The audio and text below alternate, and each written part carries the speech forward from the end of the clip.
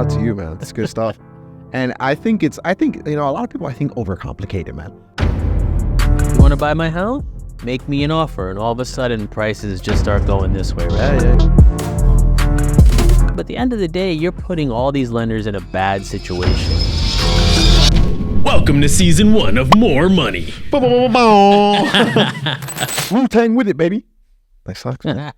That's the first thing I like to see right here when we're on More Money episode 5. I put that out on purpose so people could see the Wu-Tang socks. The Wu-Tang socks? Yeah. Is your favorite group or what? Favorite brand of socks, Stance.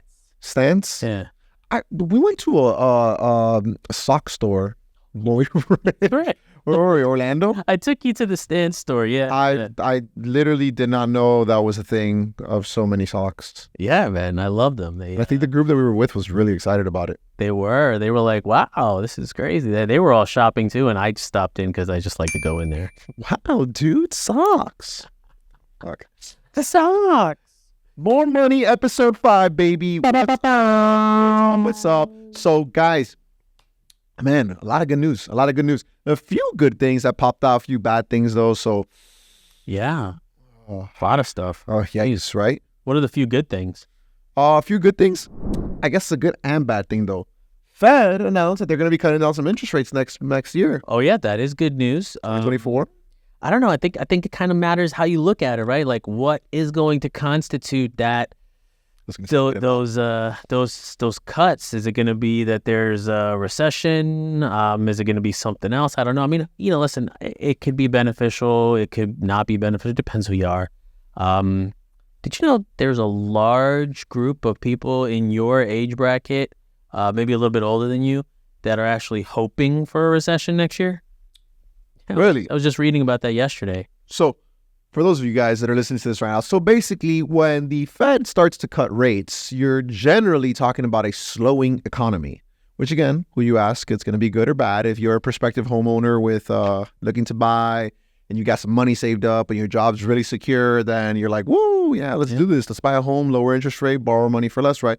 But if you're somebody where I guess you're at a more volatile position, somewhere where your company isn't thriving as much, because Spotify is about to lay off its third round of people. They're about to lay off 1/3 of their workforce right now. That's right. So if you're a Spotify employee, maybe not the best time for you. But what happens is that when the Fed cuts rates, this usually means that inflation is slowing. Amazing. Woo, right? Meh, wrong.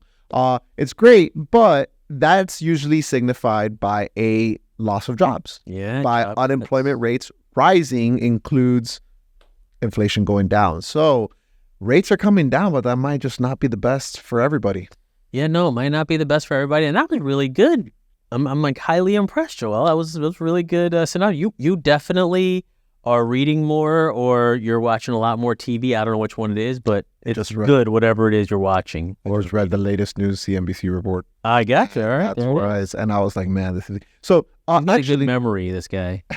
So, what's funny, actually, that you mentioned that. So, for my people out there, little piece of advice here while we derail here. So the reason I read on that, and it's kind of knowledge that I had known, but I wanted to fluff up a little bit more on it. But one of the reasons that I did read that was because I'm coming up with pieces of content. And the content caused me to find that article, read that article, and get more educated. So if you're not doing content just for the fact that you don't want to do content, you might want to think of the other benefits that's like very similar to owning a home, right? You don't see the instant benefits. You're just seeing the cost of it at the moment, right? But you're not talking about the tax benefits, the appreciation, the equity gain, right? Let's talk about social media. You're seeing about, I got to film this fucking video, dude. I got to get here.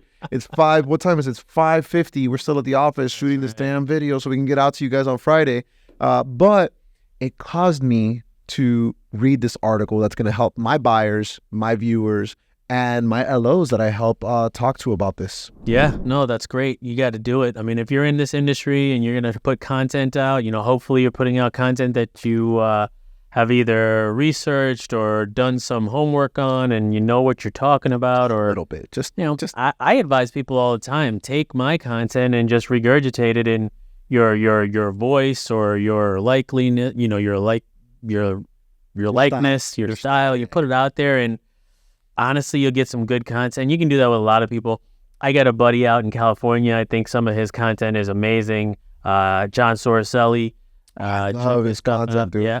I got content. another acquaintance. It's a person I know through another person.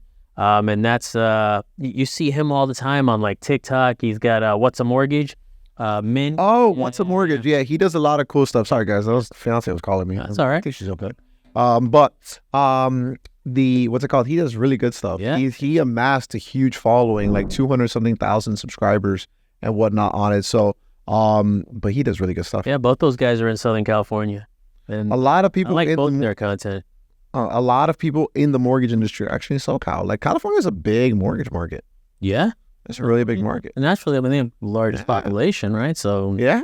housing there. It's pretty good stuff there. But yes, I love What's a Mortgage. Your man, John, he actually, a lot of the information that he does, a lot of the videos that he does, I might get a little idea or two out of them and I copy them, you know? Yeah, absolutely. I told him that actually. I spoke to him on the phone 2 weeks ago, and I was telling him that sometimes we see his stuff and we're like, oh, that's a good idea. We should do that. Or we've actually used his stuff in training. I've actually even put some of his stuff in my newsletter. Really? Yeah. John, shout out to you, man. That's good stuff. And I think a lot of people, overcomplicate it, man. Yeah. I think people are like, oh, I got to come up with this original piece of content. Let me tell you a little secret about me, guys.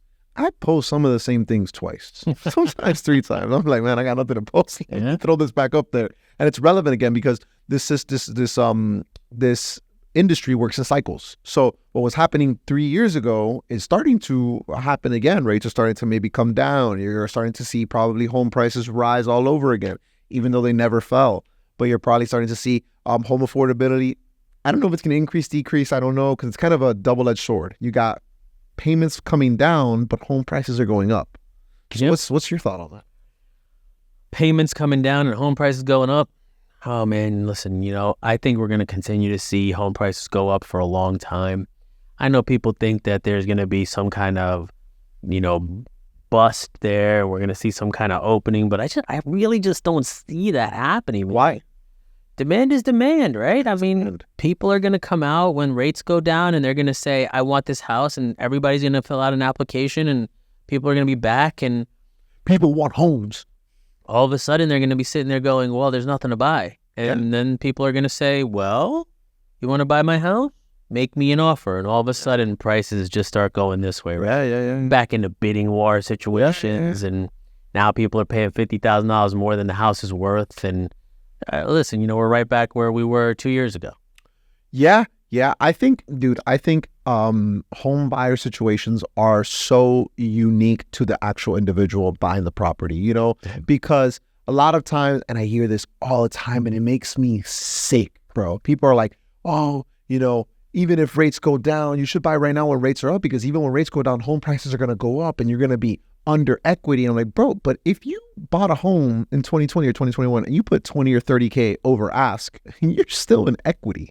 Yeah. Because home prices have just continued to go up. I do that example with the 2008 bust too, right? So I had a TikTok that had a little bit more traction than a lot of my others, and it was when we were still building this place, right? A bit more I remember? Yeah. I wrote something about buy now, right? When is the right time to buy? It's always now. Yeah. And somebody responded and said, that's not true with X, Y, and Z. And I said, that's not true. What you said is not true, because even in that time period when you might have lost value in your home, if you had held on to your home till now, you'd have gotten your value back plus some. So in every instance, the answer is buy it now. Yeah, because and Roy will tell you, man, Roy stands on business. Roy's standing on business always. You come at him with whatever fact you want, you be like me and be wrong all the time. But I think it's generally peculiar.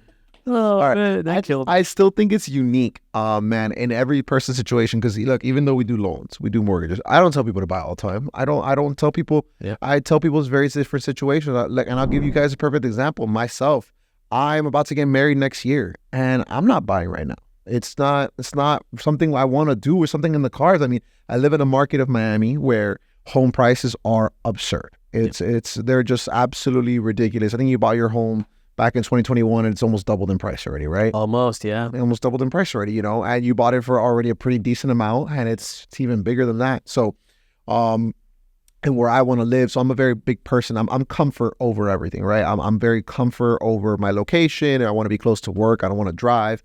And I want to be close to my family as well. So me and her decided we're going to rent. We're going to rent a very nice place and not live super, super far away. Yeah. And that's just what works for me and her. So I think if you're out there and you're trying to buy and you're stressed out because you have to buy, you don't make it because you have to. Yeah, man. Don't, listen. And if you're a first-time home buyer like you guys would be, if you're not ready to do it right now, keep stacking chips, right? And put your money away, save your money, and get yourself to that point in time where you're ready to put a down payment down. Don't forget about 3.5% options on the FHA side as a first-time home buyer. And, try to get out to maybe a relative, maybe a mom, dad, somebody like that might be able to help you with some gift funds. Anything to get you into that home, because again, long term, you're going to make that money back and you can pay back whoever you need to pay back and, pay your loan back over time. And when rates do come down, you can refinance. And, somebody did a post on, I was watching IG the other day. I was watching a reel and somebody was doing the math behind it. They say if you bought right now and you sold in 2 to 3 years, depending upon your interest rate, you'd lose your shirt. But if you held the home for a 30-year period, you'd actually come out on top. And, listen, there are real estate investors out there who've owned properties for more than 30 years, right? The guy that owns this building, how long has he owned this building? I don't know, a really long time. Yeah, he said his grandkids manage his building. And they're not going to sell it, So and I was watching a video like that too. And I think, if you're going to buy a property now, hold on to it for the next 10 to 20 years. Yes, do it. It makes sense. But if you're buying a property now, buy it for the next 2 to 3 years. No sense behind that right now because you're going to lose. Yeah. You're going to lose. And I think that's where a lot of people have the misconception where they're thinking of that end. But I definitely think whatever position you're at now, we have assistant programs as well, I think it's mainly about the monthly payment. If you feel yourself comfortable where you can afford that payment, right? Stack up some chips. Get some reserves, a little reserves behind your back. Use low down payment options, low interest rate down payment options, and buy the home and have some reserve funds. Because if you have 2 or 3 months backed up by you work, you live, life is much more comfortable, man. Absolutely. Yeah. Absolutely. Like I said, stack your chips. Stack your chips is all you Not can do. potato chips. Just, bread. No, man, bread, chips. What am I saying here? Save your money. The potato Save family. your money, and you'll get what you need. At some point, you'll get to the right spot. Hey man, you can always go a different route, right? Like generational homes is a big thing right now. Dude, You could move in with your parents and get a bigger place and keep that house and rent it out. And I always tell people, hold the house, rent it out, move to your next spot, do it again. That's my favorite strategy. Yeah. That's the lazy investor strategy. And if you're a loan officer out there that is not giving this to your buyers, right? You can use what's called, and I have a whole video on it, it's called departing resident rental income, right? What happens is when you buy a home and you're ready to upgrade on that home, you can actually use the proposed rent. And when I say proposed rent, it's the rent that you're going to actually receive on the home as extra income to qualify for the bigger home. Now you're offsetting that payment between one or the other. So that's a really good strategy for you to use. And fun fact, you can actually use this once a year, every year, as long as you're either moving to a bigger home, moving to a better location. And by bigger home, it could be a square footage, could be a backyard thing, could be an extra room, an extra bathroom, whatever the case may be. Just got to make a little bit of sense, right? It could be because it's in a corner lot and we just like the corner lot. It's got to make sense to the bank. And you can do this once a year, every year, and you can continue utilizing only 5% down by doing that. So really great program for you to take home. And you definitely want to take advantage of all the things that are out there, right? DPA, grants, whatever it is. If you're in Florida, hometown heroes, right? They ran out of money already. And now it's the second time around. Yeah, so I think it was like $130 million they poured into almost $200 million, some crazy thing like that. Look into other grant opportunities too. I mean, you never know what's out there. You just got to continuously look, and you can deal with companies like ours who are always looking for those types of options for our customers or clients.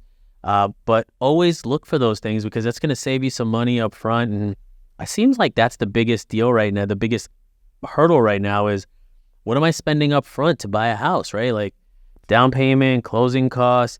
And that brings us to a really interesting topic that's been happening over the last couple of hours and over the last couple of days, which is, ancillary costs inside the origination of a loan.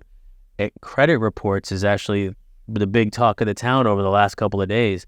And that's because credit report costs are going up a lot. It's like 3 or 4 times, right? Yeah, I mean, I think honestly it's going to be 3 to 4 times the cost of it is right now. And, a lot of people are asking why. Why are credit reports costing so much? Why do you think credit reports cost so much? Let me think. Because they said so. I mean, you know what? It's kind of like because they said so. Some bullshit, bro. I have a lot of opinions on this, and there's probably one of the few things where I'll absolutely throw my opinions out, right? FICO is the source. And I want to make sure I say this because I have a lot of people that I trust and that I go to in the credit reseller side of the industry. And that's a credit reporting reseller side of the industry, right? So they're the ones who provide companies like ours with credit reports for our clients, right? Our clients buy their credit reports, but it's those companies that provide it. They are not the ones that are charging you this astronomical increase. It is coming from the credit bureaus and from FICO itself. Yeah, so actually, funny you mentioned that. So our viewers, we got loan officers, we got people of the industry right there, and I don't think that even they understand how to sell that or tell that to their clients or say it, right? Yeah. So can you kind of explain to them what's that layered of from FICO to the credit resellers? Why do we need credit resellers? Like kind of give them the reasoning or the structure.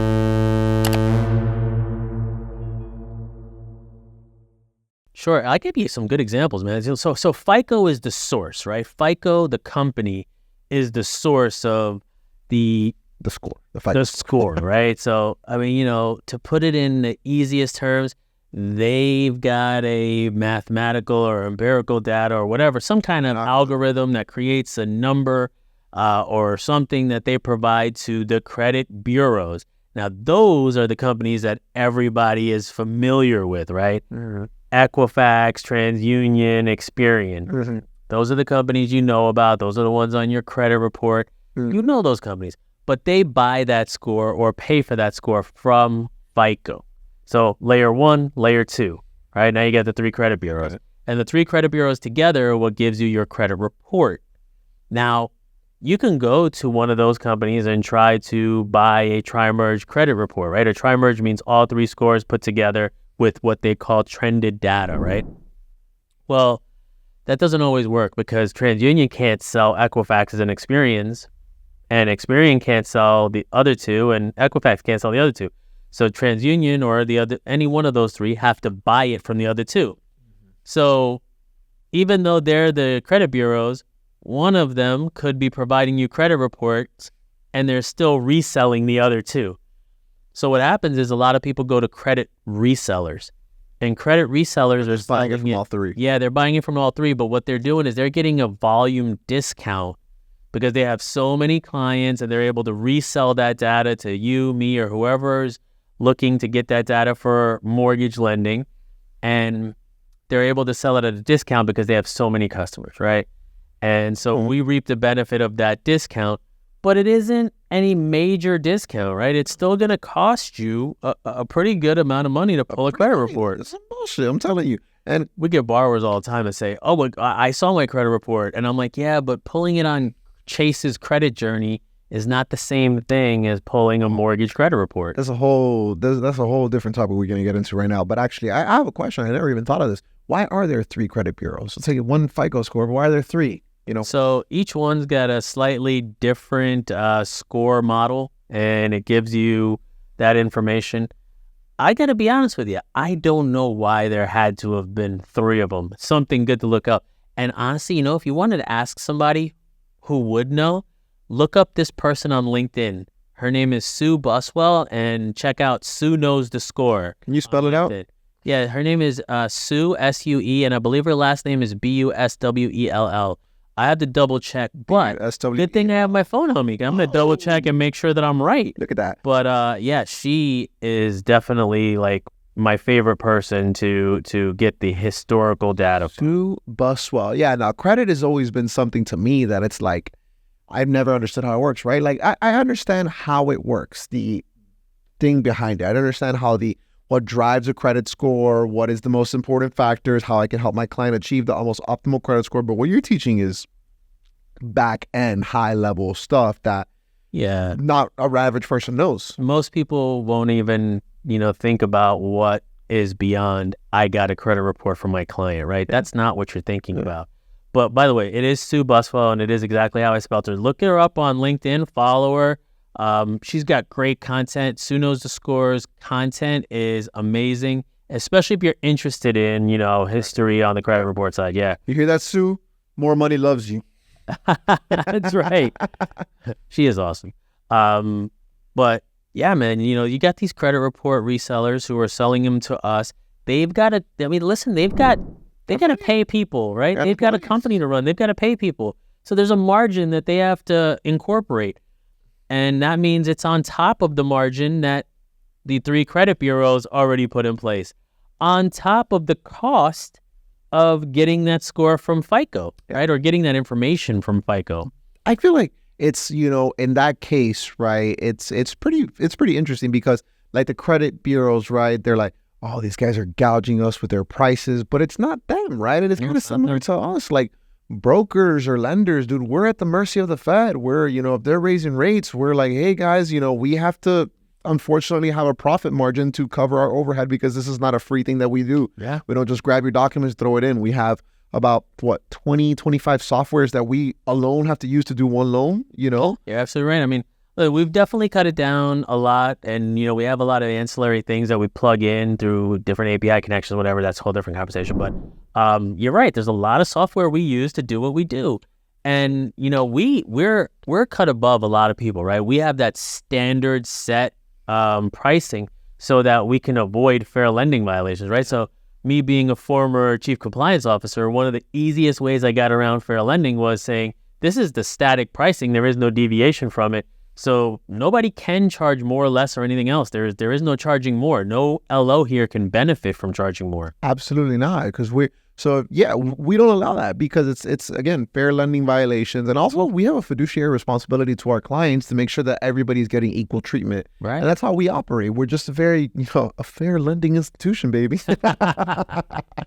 But so it's funny because, and I love this credit conversation that we're having because, dude, so many times I get clients that, if we're going to charge it for credit pull up front, we have to figure that out, right? But we charge it for it up front, they get mad at me. And they're like, why are you charging me so much for my credit? Why are you doing this? Like, bro, we don't make any money. Like, we make $0 from doing this. There's no profit. Yeah. And we show them the invoice. We're like, here, this is what we get charged to us, not to you. So we charge that. And I think Fed rates coming down are great, but I think that this is going to pose another obstacle that us mortgage lenders and brokers got to go through. You're absolutely right. This is a conversation I've been having multiple times today, right? With a lot of different people. He's not bullshitting. He was on the phone for like 3 hours before we got here. There were a number of people I wanted to talk to. I just wanted their opinions, right? I respect and value what they are. For all of you that I spoke to on Monday, the 4th of December, you know who you are. Thank you very much for all your information today. You won't see this till Friday, but thank you. And I got a lot of really good information from them, and that information was about, what about the consumer? The consumer now is going, this payment increase is going to them no matter what, right? I mean, lenders and brokers and banks and whoever else, they're not going to pay for it.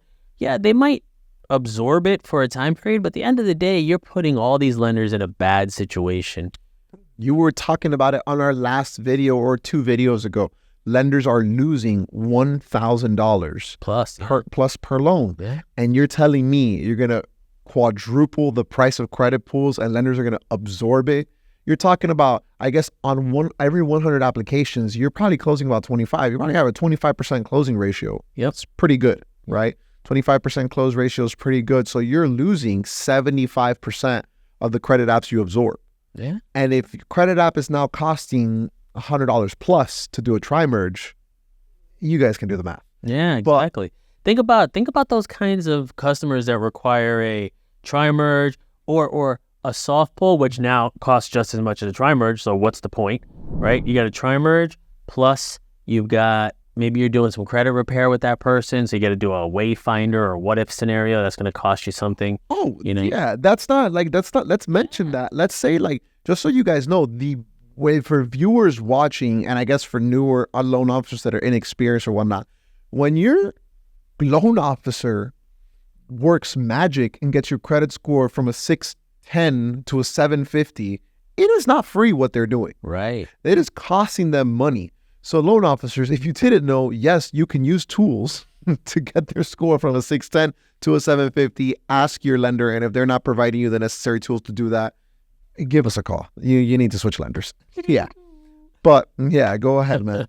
Yeah. So, you've got these possibilities where a customer could have cost you $200, $300 in overall credit expenses. And now at 2 to 3 times that amount to close their loan with those credit adjustments, repairs, tools you use to get them there, that now it's going from a $200 cost to a $600 cost. Well, now I'm not making any money. That's more than an appraisal. Right? So yeah, it doesn't make any sense. Let's get into more appraisal. So now, this is about strategy for loan officers and lenders, man.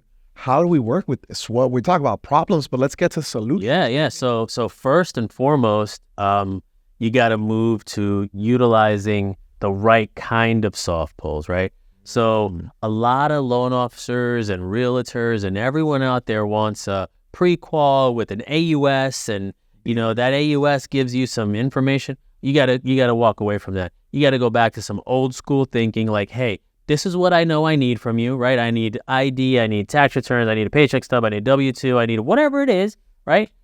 Those are the things I'm asking you to give me because I already looked at your application. I know what you do for a living. This is what I need. I've mapped out a few things. These are the letters of explanation that I might need, whatever it is, right? I need those things. And I'm going to go with a 2-bureau soft pull, the kind that I cannot run DU with or pull an AUS with, right? That's going to be the least expensive type of soft pull out there. That is how you're going to survive this winter because winter just got colder. If this mic wasn't attached, I'd drop it. And you need to do that because that's going to save your client some money. Old school. If you're the type of company that absorbs it, it's going to save your company some money. And you definitely want to be doing that. And this is going to allow you to do 2 things, right? Let me teach you a trick. 2 bureaus on a soft pull, because the 3rd bureau we're going to assume is a 0. And guess what, guys? Now you know what the middle score is. It cannot get any worse than that. So you are pricing at a fair place.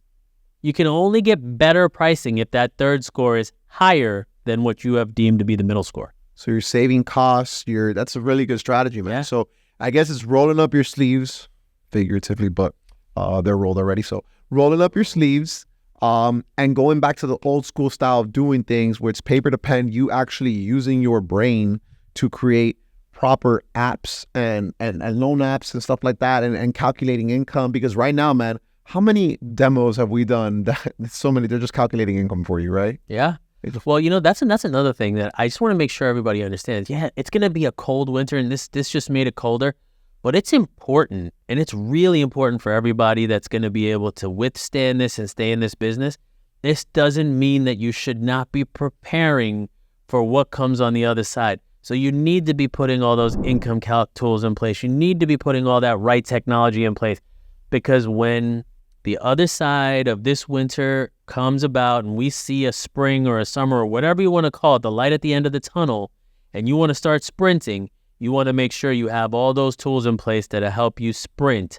So even though you might have to do something by hand right now to get through this tough space that you're in to save that cost, and especially if you're a broker or a small company, listen, take this advice. It's going to help you a lot. So a lot of the people that call us that have those one-man shops and say, how do we do this? Take this advice, use this, because if you can use a 2-bureau, assuming the third is a 0, you're going to save yourself some money. Save yourself some cheddar. So yeah. I think it's a mixture of utilizing old strategies with new strategies, trying to keep overhead costs low, but preparing yourself. And I think that's the most important thing. I think it's about preparing yourself. And you hit the nail on the head. I think right now, and especially the time of season that we are right now, it's about strategizing and preparing what's coming in 2024. Right. What can we do in 2024? Because these rate hikes, yeah, they're going to go down, but they're saying the second half of 2024. So that means you got another 6 months of dealing with this crap with high credit scores. High credit app payments. You're dealing with low mortgage applications, high rates. You're still dealing with this stuff. And it really, if you guys take a look at your business, how many of you say, I got 6 months more of me left in this, right? Like what is it, Captain America? I can do this all day. Can you really though? Nobody's going to be able to do this all day. Yeah. Because, first of all, we don't all have super serum. Exactly. We didn't get injected with the super serum. I would take it, by the way, Army, if you're, I'm in. Facts. Yeah, absolutely. I'm also a big comic book guy, so, I'm also just a big guy in general. There you go. But I agree. This is not a I can do this all day situation. I can do this for a while. I can do this for X amount of time. I can do this for a while. And, I can come out on top if I do it right, if I make sure that I'm watching what I'm doing. But it's not an all-day thing. And it's not an all-day. It shouldn't be an all-day thing. It shouldn't. We should go not back, because 2021 was crazy, man. Everybody was doing some insane stuff. But we should head to a level that is very profitable. I guess soon is sustainable. That is, I guess, defined by soon is defined by whatever you mean soon. I've been doing this now for 18 months, like this. So soon to me is 6 months. Soon I'm like, oh, it's right around the corner. But especially for somebody like me, guys, I'm he's talking about old school models. He's so he's old, and basically